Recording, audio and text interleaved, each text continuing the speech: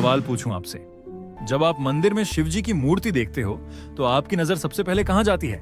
ज्यादातर लोग कहेंगे त्रिशूल पर, या जटाओं पर, या गले में लिपटे नाग पर। लेकिन जो सबसे जरूरी चीज है वो अक्सर नजरअंदाज हो जाती है, माथे पर वो तीसरी आंख। आज उसी के बारे में बात करेंगे, और जो मैं बताऊंगा वो शायद आपने पहले कभी इस नजरिए से नहीं सोचा होगा। शास्त्रों में लिखा है, जब कामदेव ने भगवान शिव की तपस्या भंग करने की कोशिश की, तब शिवजी ने तीसरी आंख खोली और कामदेव तुरंत भस्म हो गए। त्रिपुरासुर के 3 अजेय नगर, जिन्हें देवता भी नहीं जीत सके, वो एक पल में नष्ट हो गए। अब एक साधारण इंसान यह सुनकर सोचेगा, वाह कितनी बड़ी शक्ति है। लेकिन एक भक्त यह सुनकर सोचेगा, भगवान ये मुझे क्या सिखाना चाहते हैं? और यही फर्क है इंफॉर्मेशन और भक्ति में। तो चलिए थोड़ा गहरे उतरते हैं। कामदेव क्या था?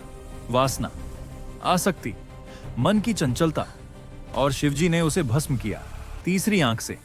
यानी जब भीतर की जागरूकता जागती है तो वासना और मोह अपने आप जल जाते हैं। कोई बाहरी युद्ध नहीं, कोई तलवार नहीं, सिर्फ भीतर का प्रकाश।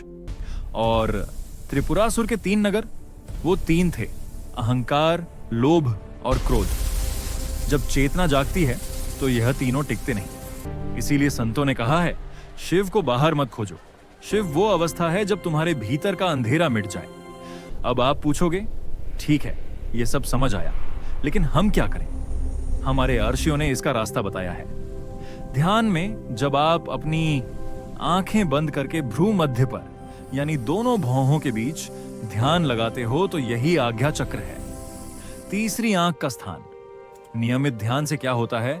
मन शांत होता है, निर्णय लेने की शक्ति बढ़ती है, और सबसे बड़ी बात, आप चीजों को जैसी वो हैं वैसे देखने लगते हो, बिना डर के, बिना अहंकार के। यही तो शिव की तीसरी आंख का काम है ना। तो अगली बार जब आप शिवलिंग पर जल चढ़ाएं या महामृत्युंजय मंत्र पढ़ें, तो बस एक पल रुकिए और मन में यह भाव रखिए, हे महादेव, मेरे भीतर भी वो तीसरी आंख जागे, जो मेरे डर को जला दे, जो मेरे अहंकार को मिटा दे, और जो मुझे सच्चाई से जोड़ दे। क्योंकि शिव सिर्फ देवता नहीं है, वो एक अवस्था है, एक लक्ष्य है, और वो लक्ष्य आपके भीतर ही है। हर हर महादेव।